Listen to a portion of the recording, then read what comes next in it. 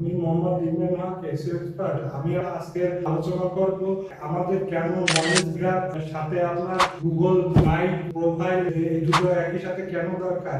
আপনার যদি গুগল মাই প্রোফাইলে আপনার অ্যাকাউন্ট না থাকে সেক্ষেত্রে আপনার যে নিয়ারেস্ট যে ভিজিটর কিংবা ক্লায়েন্ট প্রবাবলি ক্লায়েন্ট হতে পারে সেক্ষেত্রে আপনার কাছে বসে সার্চ করেও আপনাকে রিসার্চ করতে পারবে না এবং সেক্ষেত্রে আপনাকে গুগল মাই প্রোফাইলে অবশ্যই লিস্টিং করতে হবে এবং সাথে সাথে আপনার নলেজ গ্রাফ আপনি অটোমেটিকলি ভাবে গুগল মাই প্রোফাইলে যে ইনফরমেশন গুলো থাকবে অটোমেটিক আপনাকে গুগল নলেজ গ্রাফে আপনাকে আর কি দেখাবে এবং কাস্টমার কিংবা ক্লায়েন্ট কিংবা ভিজিটর আপনাকে যে সময় গুগলে সার্চ করবে তখন আপনাকে গুগলে ডাইরেক্ট পাশে যে বক্সটা কি দেখা যায় আপনার টোটাল সামারিটা যে দেখা যায় তাকে আমি গুগল নলেজ গ্রাফ বলে থাকি।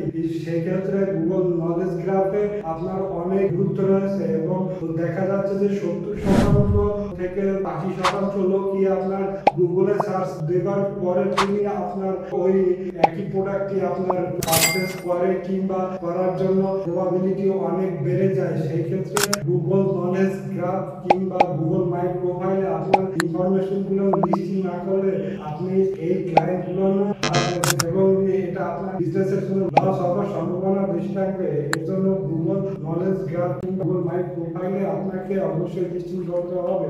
ধন্যবাদ।